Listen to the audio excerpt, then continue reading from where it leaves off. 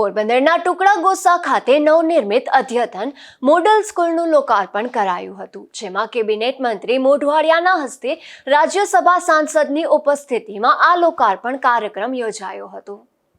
પોરબંદર જિલ્લાના ટુકડા ગોસા ગામે શિક્ષણ ક્ષેત્રે એક નવું સોપાન ઉમેરાયું છે, જેમાં ગ્રામ્ય વિસ્તારના બાળકોને આધુનિક અને ગુણવત્તાયુક્ત શિક્ષણ મળી રહે તેવા હેતુથી નિર્મિત મોડલ સ્કૂલનું ગુજરાત રાજ્યના કેબિનેટ મંત્રી અર્જુનભાઈ મોઢવાડિયાના વરદ હસ્તે લોકાર્પણ કરવામાં આવ્યું હતું। આ કાર્યક્રમની ઔપચારિક શરૂઆત મંત્રીએ રિબિન કાપીને શાળાને ખુલ્લી મૂકીને કરાઈ હતી। ત્યારબાદ તેમણે પર્યાવરણના જતનના સંદેશ સાથે તુલસીના રોપાનું વાવેતર પણ કર્યું હતું। આ તકે વિવિધ ક્ષેત્રમાં વિશેષ સિદ્ધિ મેળવનાર વિદ્યાર્થીઓનું મહાનુભાવોના હસ્તે શેડ આપીને પ્રોત્સાહિત કરવામાં આવ્યા હતા।